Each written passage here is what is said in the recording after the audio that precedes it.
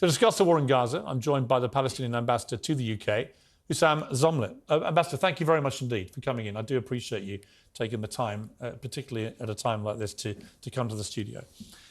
You were very active on Twitter from the moment that this hospital was hit. You said it's a massacre. Hundreds are killed in an Israeli strike on the hospital. Hundreds of medical staff taking refuge. How long will it take to stop these atrocious war crimes? You then said waiting for UK government condemnation of this atrocious act of mass murder after being directly hit by an Israeli airstrike. And you carried on when Keir Starmer said the scenes of hundreds killed at the hospital in Gaza are devastating, can't be justified, international law must be upheld, but didn't mention Israel. You said, why can't you condemn this? Why is it so hard for someone with a background in human rights law? Is it because the victims are Palestinian? So you were in no doubt last night. This was an Israeli airstrike. And yet I watched the BBC News this evening. They did an extensive investigation of everything that's available at the moment by their Verify unit, specifically designed to cut through any partisan rhetoric and get to reality. And based on circumstantial evidence, as they said, but the clear conclusion of that investigation is it's far more probable that this was actually fired from within Gaza. It was a misfire and it landed in the car park next to the hospital. And they cite, for example, the crater is tiny by comparison to the kind of crater you would see from a conventional Israel missile, and so on. What is your response to that? Have you changed your absolute conviction that this is an Israeli airstrike? Before I answer your question, Piers, today is the first day of our national mourning for the killing of hundreds of innocent people. And in memory of those hundreds of doctors, nurses, medical staff, patients, cancer patients, patients with kidney failures, children, innocent people who took refuge in a Baptist-sponsored hospital, the Anglican. In memory of all of those who were killed last night, allow me to have a moment of silence.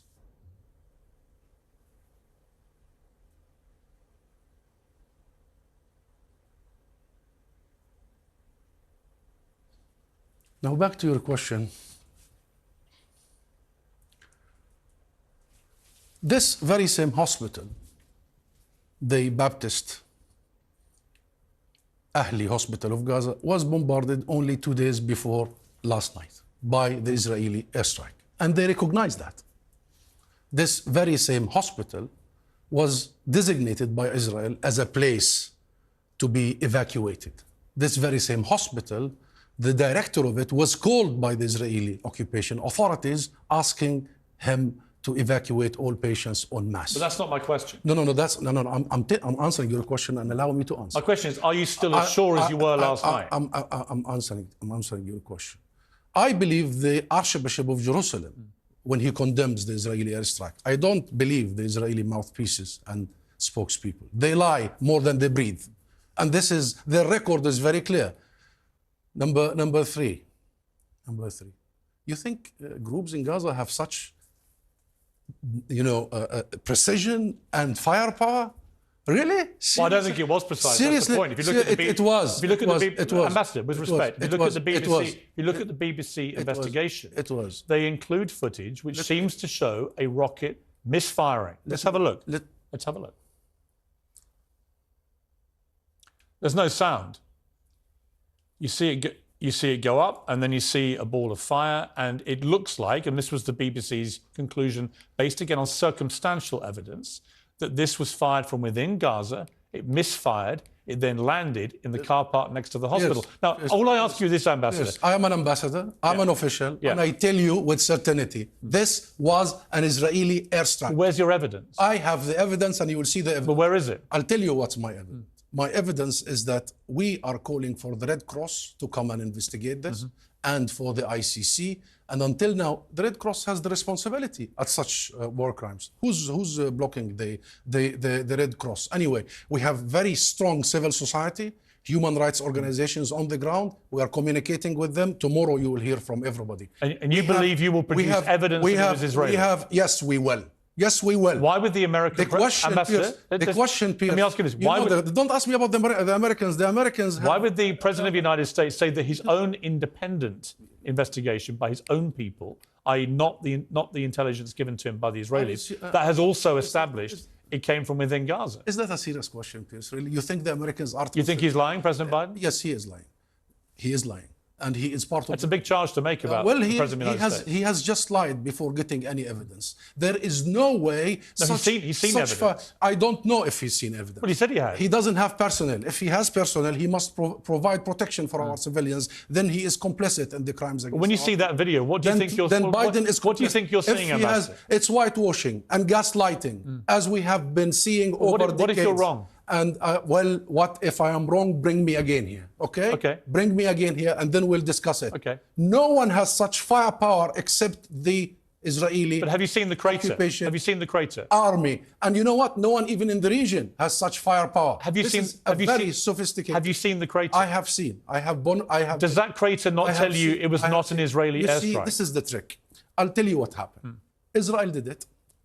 Israel thought the world was giving it the green light, that it was okay to do so. But when we did it, they did not expect the outcry, and then they did it again as they do all the time. Why is the crater so small? As they do all the time, they simply go out and deny it, blur the lines, 2 stories, we don't know. And I will remind you, few weeks from now or few months, Israel will come out and admit it. But it will be too late. They will not get the condemnation. I don't think they will. They will admit it, as they did in the past. In the past, they have denied many things. Have you seen, out of interest, have you seen the BBC Verify investigation? Did you watch that tonight? You know, the BBC is to be blamed for part of this. Why? Because the BBC just ran one day before that Hamas digs tunnels underneath hospitals. Primarily speaking, instigating the Israeli IDF, another indication that they did it, that they should go after hospitals, which is a war crime, as you know, very well defined. Now, what is the issue here? What is the main issue here? Is that all these lies that have been happening over the years are not challenged by you, Piers. You and all the mainstream. Well, that's completely untrue. No, it isn't true. All that says to me is you've never seen me on air. I have seen you. Well, I have seen your interview. You saw me for years as CNN. I have seen your interview. You've seen me interview Netanyahu twice. I have seen your interview just a few days ago with the Israeli ambassador. She did say here on this seat, that they provided the whole south of Gaza as a safe zone, and they are building shelters to Palestinian civilians. She told you that. And I said Did you challenge her? I said that. Did you challenge her? I challenged her like this. No, you did not challenge her. You did not challenge her. Let me tell you, my sister. Your point. No. I'll tell you, my sister. She denied there was a humanitarian crisis. She did. I said there was. No, you didn't. Yes, I did. No, you didn't. Yes, I did. You started that conversation with her with showing an outpouring emotions, good for you, yes, about the mothers. Why didn't you start with me about the thousands of mothers, grandmothers? I literally read that. With me. Well, Ambassador. This is the asymmetry. This is the asymmetry. Ambassador. That she lied. There's no asymmetry. She lied with you. Let me be clear. And she said that the south of Gaza is safe. You know how many people were killed in the south of Gaza only in the last 48 hours? You know that my sister now, she lives in the south of Gaza. I know. And you're following my Twitter. Look at my nephew, Ammar. I saw it. You saw Ammar. Yes. You saw what happened to Ammar. Yes. They live in the south. So an Israeli official sits here and tells the world that the south of Gaza is safe and people should go there en masse, therefore ethnically cleansing these people to the south to actually slaughter them. And then you, Piers, do not look her in the eye and tell her, stop lying. I was on the BBC Sunday morning just a couple of days ago with the foreign secretary and others. Before me was another Israeli mouthpiece, spokesperson, Mark Regev. He said, we did not and will not target any hospitals. They lie all the time. Yes, but just to be clear, on the hospital, there is a clear circumstantial set of evidence, which has been established now by the BBC, by the independent Verify unit. They don't have any skin in this. You think that was the first time Israel targets a hospital, Piers? Really? No, I'm not saying that. I'm just talking about last night's atrocity, which is what it is, because hundreds of people have died. There remains a massive question mark over whether Israel had anything to do with it. What about the other 2,800? Well, let me come to this. All right. What about the other 2,800? Let's come to this. So I want to take you back to October the 7th, because you were very quick last night when you believed it was an Israeli airstrike that had committed this horror, which had killed several hundred people. We're not entirely sure of the exact death toll yet. but certainly hundreds of people appear to have died. You were quick to demand that everyone from Keir Starmer to others publicly condemn what had happened. Of course. So let me take you back. Well, hang on. Let me take you back to October the 7th. Don't play this. No, I'm not playing anything. No, don't play this. Don't play this. If you are in the... No, what I wanted... Ambassador, let me finish my question. Okay. I know where you're going, well, but I want to explain. I don't think it takes a genius to work out where I'm going. I wanted them to but let me ask a question first. Okay. Then you can respond, please. Okay. My question is this. You're very, very keen to demand that political leaders, including Sir Keir Starmer here, publicly condemn an attack on a hospital which may not have been Israel, right? And you repeated that throughout your evening on Twitter, right? That's true. But what you are not prepared to do yourself as the ambassador to the UK, because I've checked your Twitter feed and you've not done this, and to my knowledge you've not done this in public, you're not prepared to condemn Hamas for the slaughter of 1,400 innocent people in Israel on October the 7th. So I give you the chance, given that you want others to condemn acts that kill people, even if they're not responsible, given that Hamas have brazenly admitted responsibility for what they did, are you prepared to condemn it? Piers, you know, this game and this narrative... It's not a game. It's a game. Why? I'll tell you why. Should you demand condemnation of people dying, but not be prepared to condemn it yourself? Allow me to explain it to you and to your viewers why it is a game, and a very vicious, unfair, asymmetric game that has contributed to the oppression of my people for 100 years. Number one, you know our position. You know that Hamas is just a militant group that was created 20, 30 years ago. You think they're terrorists? You asked me this question? Okay. What is the definition of terrorism? Well, I just ask you. What is the definition of terrorism? The UK government. I'll give you the UK government. I'll give you the definition. Has them as a prescribed Piers, terror I'll give you the international United Nations definition of terrorism. It is the unlawful use of violence against civilians to terrorize them for the sake of a political agenda. Agreed? Agreed? Unlawful violence against civilians. Do you? And answer me, please. Well, no, I've asked you a question. Do you consider Israel to be Ambassador, with respect, I'm asking you a terrorist state? Do you consider Israel to be a terrorist state? Ambassador, if you won't answer me, why should I answer you? Did we agree? Did we agree on the definition of terrorism? I've asked you, is Hamas a terror group? Israel has been targeting civilians in front of your eyes for 75 years. But why should I answer any of your questions if you won't answer mine? Deliberate targeting, and not just this round. 2014, you know all that happened. 2005. I'm very aware of the history. Okay, then you are I've been very critical of Israel over the years. Is Israel a terrorist state? I'm asking you the question. Is Israel a terrorist state? Ambassador. Well, this is the asymmetric. Ambassador. Answer me and I'll answer you about Hamas. No, it's not how this works. No, it is. It's my show. It is. And you're a guest on my show. It is. From now on, this is the way it works. Okay, but there has to be equity and symmetry. You are the ambassador to the United Kingdom. We are equal. I'll ask you a question. You are the ambassador. I am, proudly so. Proudly so. I'll ask you a question. And you've been here, I think, since 2018. Yes. You've been ambassador for 5 years, right? Yes, and I was in the US before. Right, and the UK government has Hamas identified as a prescribed terror group. Do you agree with that? That's the UK business. You don't agree? No. This is not about me agreeing or agreeing. I'd like the UK to designate the Kahanist in the Israeli government as a terrorist group. You may want other groups designated. As a terrorist group. I want to see But as the Palestinian ambassador, do you disagree with Hamas being prescribed as a terror group? Get my point. Please, get my point. I want to see equal treatment. And I will accept the equal rules. If these rules are applied on the Israelis, I would raise my hand and accept it. I will put my hand on my heart. Let me say this to you. Do you consider Israel to be a terrorist state? Let me say this to you. That's number one. Number two, I'll ask you, do you accept the UK? You asked me about the UK government. The UK designates Palestine as the occupied Palestinian territory, right? OPT. We are occupied. Do you accept that designation? Well, it's an interesting question about occupation, isn't it? That's your government. I think the Palestinians have lived in a very repressive... So it's not occupation? Well, it's a repression, right? What? They are living. You don't accept international. They are living as repressed people. So, I have for years. Oppressed by what? Well, they're oppressed by Israel effectively keeping people trapped in Gaza, right? And they have the ability, as they've shown in the last few days, to turn on and off water, to turn on and off food supply. I think all this is wrong. What about the West Bank? Ambassador, I think it's all wrong. But let me just ask. No. This is a major point. You're not interviewing me. Is it an occupation? Ambassador, you're not interviewing me. And what you're trying to do, if you don't mind me saying, you are distracting from my original question. It's a conversation. Respectfully, Ambassador. It's a conversation. I was interested that you last night were demanding that political leaders like Keir Starmer condemn a supposed attack by Israelis on a hospital, which now looks like it wasn't by Israelis. And I'm simply saying to you, you keep repeating if this, you want parroting this.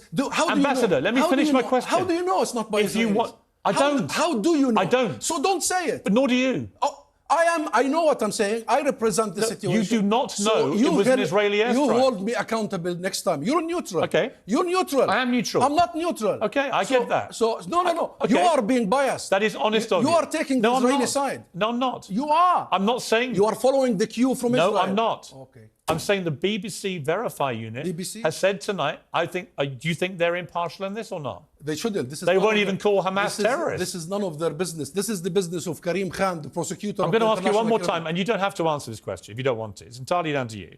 But given that last night you wanted people to condemn what happened last night, in your belief that it was an Israeli airstrike, and you were ferocious in demanding that repeatedly, will you now take the opportunity to condemn what Hamas did on October the 7th? I only ask you one more time. 22 Arab states convened at the beginning of this, including my state, my government, and they condemned. Do you personally condemn it? They condemned the killing of civilians from all sides. Right. You know what? Not all sides. No, from all sides. No, do you condemn what happened on October the 7th? Why are you so reluctant to condemn it? You asked. You were the one last night demanding people condemn things. I'll tell you why. I would be the first to condemn. If I ever saw you asking an Israeli official to condemn, did you ask the ambassador to condemn all the atrocities? I will be asking. I'll tell you. I will be asking the representative of the ambassador. No, you had the ambassador before me. You did not ask her to condemn anything. Then you didn't watch the interview. I did. Yeah. I did. Okay. Let me ask you one more time. I did. Because I'm not sure if you heard my question. I will not answer this question unless you allow me to explain. No, that's fine. You don't have to answer it. No, I'll tell you. But if you're not going to answer it, don't demand that other people condemn things. No. And certainly don't ask me to condemn things. Piers. If you won't condemn 1,400 people being slaughtered... Our position. How can you not condemn what they did? Our position is very clear. I represent the Palestinian leadership and people. I represent the PLO. That's the sole legitimate representation of the Palestinian people. President Mahmoud Abbas, the government. Hamas is not part of the government. I know. Okay, that's number one. Number two, that legitimate representation I represent have committed for 30 years for first non-violence and negotiations. I belong to that camp. You're asking the wrong person. Committed to international resolutions and committed to the recognition of Israel. We recognize the state of Israel long before anyone else. And we still waiting for Israel's recognition of us. And guess what happened in this 30 years? Every political avenue was blocked. Every legal avenue like the ICJ and the ICC is blocked. Every hope for any Palestinian is blocked. You are talking to a person who religiously believes in non-violence. So please don't ask me that question. If you believe in non-violence, Ambassador, why are you reluctant? If you believe in non-violence, that's why I picked diplomacy. Why are you so reluctant That's to why I condemn wanted to become an ambassador, because I believe in the power. I believe in the power of diplomacy. I believe in the power of non-violence. I believe that we should always return and maintain the moral high ground. But that's why I am answering the way I'm answering. I understand. That's why I'm challenging you. Because the moment I accept your question is the moment I accept we are the instigators of violence. We are the aggressors. And I asked you the question before. I actually didn't say that. No. I didn't say that to you. I understand you're not part of Hamas. No. Not me. Not me only. The entire Palestinian people are the instigators of violence. I understand you're not. The question. I understand you're not Hamas. Let me explain, Piers, please. But I understand it. Cool down.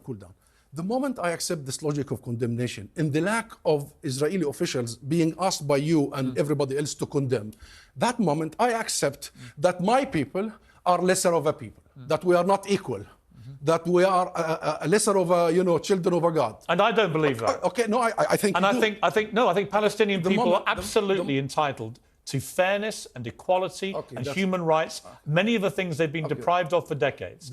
I would love to see peace in the Middle East, but nobody can show me how what Hamas did on October the 7th has done anything for the Palestinian people other than set everything back and make peace even more unlikely. The moment I see that equity, that balance, I'll be the first to use any word you want. But so long as there is this imbalance, this racism against Palestinians, this consideration of us of being, 1/5 But I'm not that, racist against Palestinian No, people. I think there are people who are racist. I think anti-Palestinianism is flourishing everywhere. I think we are seen as to be less of value than the Israeli lives. Let me ask you I'll tell you how. I'll tell you why. I'll tell you why. Ambassador. You brought me here. You're bringing everybody. This has been the focus of everyone. You have located your moral compass on the 7th of October. No. Did you locate your? No. Did you locate your moral All compass? that says to me is... Did you locate your moral compass on the 200 people killed this year in the West Bank? I've covered... Did you bring me to discuss the you're many Palestinians who were killed only in the last few months? Ambassador, this is the that's let me try what and I'm respond calling. to you. Okay. I've been a journalist for 30 years. I've run major national newspapers. I had a daily show at CNN for 4 years. If you actually go back and look at what I did, including, for example, a 2-year campaign against the Iraq War, which I thought was an illegal invasion of a Middle Eastern country. So please do not pigeonhole me as somebody that has no compassion for Palestinian people. Don't generalise. You oppose the war. I've been getting Palestinians on all week. I've been giving Palestinians platforms, including you, all week, right? But when Israelis were harmed, you see, this is what I'm telling you. Why didn't you bring Palestinians when hundreds, thousands of Palestinians are killed by settler militias? Ambassador, here's my answer. Yeah. I can guarantee you, absolutely guarantee you, that if the Israelis ever carried out a terror attack of the nature we saw on October the 7th... They are doing. What, they Since killed... 1948. They pulled Holocaust survivors out of their homes and kept them hostage. They shot babies in their cribs. Watch the terminology. They burned families alive. Terminology. Deliberately going in to get civilians. You see, your responsibility is to really use the right terminology here. Why? This is indisputable. All of the words. All that happened. You are invoking many things here. You've just invoked terrorism. You are now invoking ISIS. You don't dispute it was a terror attack, surely? You are now invoking ISIS, and you spoke about... I haven't mentioned ISIS, but for the record... You did. Not with you, but for the record, with everybody. I do believe there's a parallel between what Hamas has done on October the 7th and ISIS. No. Okay, you see... You don't agree? The Israeli... Look, what happened on the 7th of October is not condoned. We reject wholeheartedly the targeting of civilians, our culture, our upbringing, who we are as Palestinian Christian and Muslims. What happened is non-Palestinian. How is that? And we reject it. And we want to continue maintaining the moral grounds of our cause. Very right. Let me ask you this. Okay. Let me continue. Yeah. Let me continue. Okay. However, since the 7th of October, the first moment, Israel started preparing and putting together a huge campaign to delegitimize the Palestinian people, to link Hamas to ISIS, and then link Hamas to the Palestinian people, then link the Palestinian people to ISIS, then do the ethnic cleansing and the mass destruction and the mass murder you are following on your screen sets. Okay, that's exactly what happened. Then the international media, mainstream media, were literally following the cues. ISIS, you talked about Iraq all the time. ISIS is a group of criminals who gathered from all over, mercenaries who were there to kill and only to kill with no real agenda. You agree? Yes. You think Palestinians are that? No. Don't you think we have a political and legal case to make? But I think so why are we using these terms? Ambassador, we are using these terms to allow the Israeli war machine to kill en masse. Let me respond. That's why we are using. Let me respond. So everybody who uses these words is complicit. Ambassador, everyone, let me respond. Everyone. Let me respond. Okay, respond, please. I do not believe that most Palestinian people support what Hamas did on October the 7th. I do not believe you do. I do not believe the Palestinian Authority does. So do not think for a moment that I think you're all the same. Okay. I think Hamas is a terror group who committed an act of unspeakable depravity and terrorism, and they must be held accountable. The question is, what is an acceptable way to hold them accountable? I do not believe a full ground invasion will do anything but make this 10 times worse, for the record. But let me ask you this. There are 200 hostages, I think 199 hostages being kept by Hamas. Should they be released? Yes. They include children, they include Holocaust survivors. What is your view? Yeah, all hostages should be released. First of all, they should be kept safe and protected, and they should be released, but hostages from all sides. How do we get to peace here, Ambassador? Final question. We have 5,000 hostages in Israeli jail, also including children and women. Let me ask. We have many of them. You made your point. Who are rounded there without charge or trial. Let me ask you. Everybody has to be released. I've got to wrap this. The final question. How do we get to peace from here? It seems to me, after 30 years of covering this conflict, we've never been further away from peace between Israel and Palestine. How do we get to peace here? By listening from your heart and your brain that this is a people struggle for 106 years. 106 years because it all started here. The Balfour Declaration by the British Empire, where they promised our land without consulting us, and they turned us in that 67 words into non-Jewish minorities. We were 98% of the population. We had lived there for millennia. We were the cradle of civilization. We produced every prophet. Palestine is the birthplace of Christianity. We were literally the hub of the region, the linkage between Europe, Asia and Africa, and all of a sudden we are only a non-Jewish minorities. And then Britain took over our land, and not only they denied our peoplehood, the nationhood in 1917, but they denied us during the mandate our statehood, because the contract with the League of Nations was Britain will come and take mandate of Palestine to prepare us and to recognize us as a state as Palestine. You know what happened in the Nakba and the mass expulsion, the Jewish militias at the time ethnically cleansed 2/3 of our nation, including including my own parents. So I know the history, and I have great sympathy, by the way, with what happened to Palestine. Since then, my people, 67 and the military occupation that we discussed, since then this is a people struggle for freedom, for justice, for equality.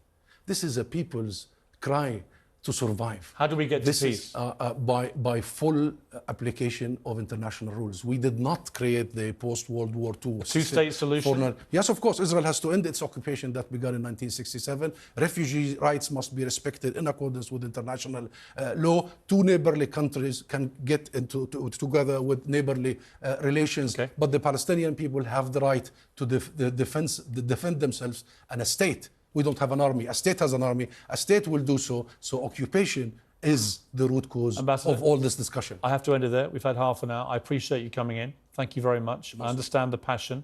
As you say, you're not an impartial person in this. I understand that. And I wish your family all the very best in Gaza. I mean that very sincerely. Thank you. I hope they're okay. Thank you. Thank you for coming in.